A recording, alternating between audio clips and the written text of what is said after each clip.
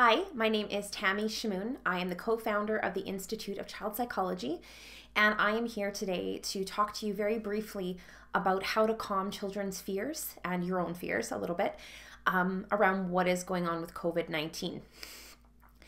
So I have a 12-year-old, a 6-year-old, and a 3-year-old, and we're from Canada. And right now we are dealing with, obviously, like the rest of the world, with things shutting down, people hoarding items like toilet paper, and potential school closures, which have already happened in part of our country and are likely to visit us on the West Coast as well. And this means at some point our kids are going to know what is going on. So I want to talk to you about how to talk to your kids about this and what we can do to mitigate a little bit of this stress that they're facing. So the first thing we want to look at is managing your own anxiety. So we want to ensure that we put the oxygen mask on ourselves first. Now, I am not saying that you shouldn't feel scared or feel ambiguity about what's going on, but in order for our children to feel safe, we have to take care of our own emotions. And that means we may have to stay off of things like Facebook and social media and only going to valid sources for data, doing things in order to regulate your feelings, whether that's exercise or reading or distracting. My business partner Tanya is going to do a video on this tomorrow, but I just want to say that first. We can't expect kids to stay calm if we're not calm. The next question is, what do your kids already know about the virus? Now, my 6-year-old and 3-year-old are oblivious to what's going on, and to be truth be told, they're really not that interested. Now, the 12-year-old is a little bit more aware of what is going on, so we asked her very simply, what do you know about the virus, the sickness that's going around? And she was able to tell us that she knows she has to wash her hands and not touch her face. And when we first brought this up, I asked, do you have any questions about this? And she said no. And then the next day she came downstairs and we talked a little bit more about it. We just wanted to open the door up if she had any questions. At this point, we've encouraged our kids to we're keeping them off of social media for the most part, because we just don't want them subjected to things that could overwhelm them, especially, false news, things that just aren't true or simply are not developmentally appropriate. Now, once you've got an older child, that is school age, probably at school they've talked about it, we would say something like, the virus is just kind of like flu or a really bad cold. And kids aren't impacted by it just like an adult or a senior citizen would, because your lungs are pretty strong and your body's really strong. So you don't need to worry about getting sick. But, people who maybe have been sick before, or people who are a lot older, it's harder for their bodies to fight this off. And we don't want them to have any problems with their breathing. So it's our job to take care of people who need our help. So we are going to wash our hands and not touch our face. And in our case, canceling a family trip, in order to take care of people that could be impacted by this. So, when it comes to this, I don't want to be dishonest with kids, but we don't want to give them more information than they're ready to take in. So it's okay if your kids aren't asking questions about it, but we want to keep our answers short and to the point. And if you don't know the answer and they ask you a question about the virus, say, you know what, I can't answer that right now. I don't know. But how about you and I find that information together? Or how about I find out that information and we're going to talk about it tonight? And then you as a parent are going to ensure that you are going to a valid source. I'm actually going to include a link, to a fact sheet that is created by the National Trauma Network that would be quite helpful in terms of this. And again, it's okay for kids not to ask questions if they don't have any. And again, you only provide information as needed at a developmentally appropriate level. I'm not suggesting you talk about people dying and being hospitalized and food shortages. Children need to know that they're safe. So we only want to ensure that we give as much information as they can handle, and ultimately we want them to know when they're at home with us that we will do our best to keep them safe. I often tell parents to look for the helpers. Instead of focusing on the negative things that are happening, where is the learning happening? What are we finding out about the good in humanity? How are people helping one another out, finding joy in these hard moments?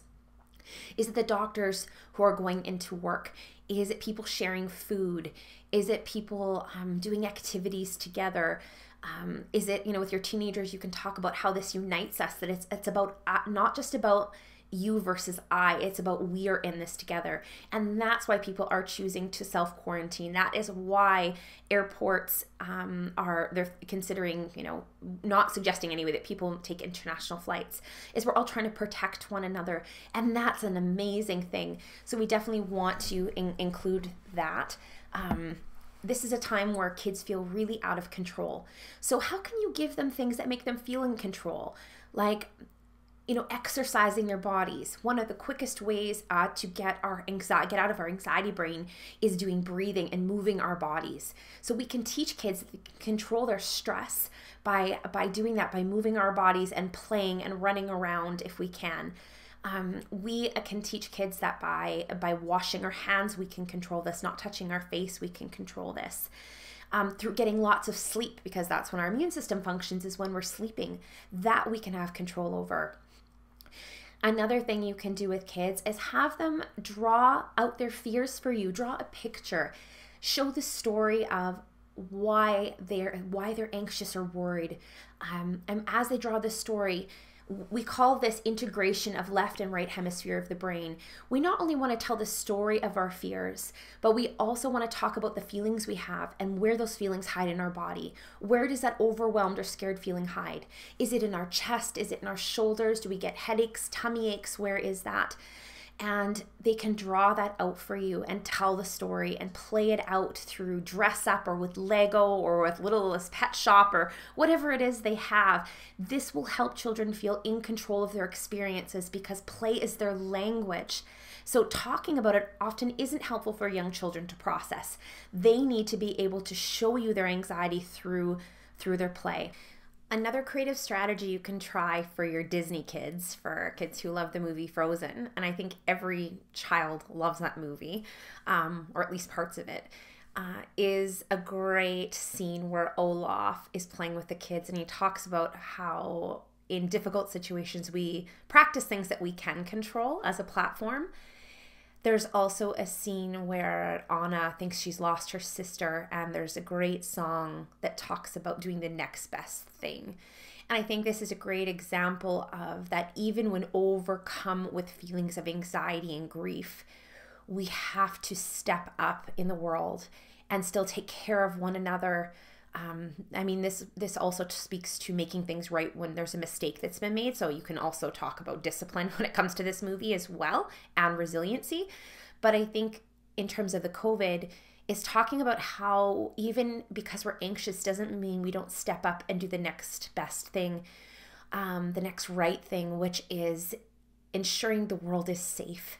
And that part of that is washing our hands and taking care of our bodies and making sure our neighbors have enough toilet paper. And it means that we don't go on trips, and sometimes we don't go to school because we don't want anyone to get sick. So how do we make things right in the world? We take care of each other and we make really good decisions to keep everyone safe. So there is just another idea. Another thing to think about when managing anxiety is how out of sorts kids can get and how big their feelings are.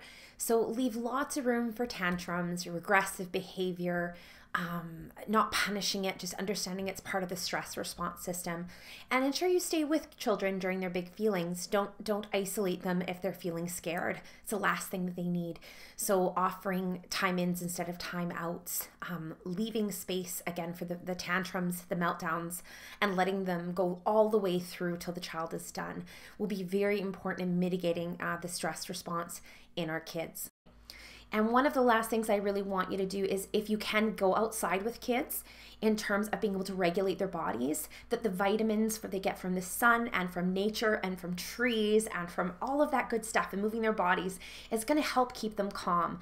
So hopefully you feel safe enough to take your kids outside. I encourage you, if you can, go to a park. They said limit you want social distancing, but not lots of people are outside right now. So I can't think of a better place that is to be outside with kids where they can move and they can get centered and grounded. And this will be good for you as well. We know that nature is a wonderful way to mitigate stress. So again, we will include that handout for you with some things to expect from different ages. But just remember, if you set the example for calm, your children can be calm. Take care of yourself, take care of each other, and let your children know that you will keep them safe. So from all of us at the Institute of Child Psychology, we are with you. If you have questions, let us know. But we are all in this together.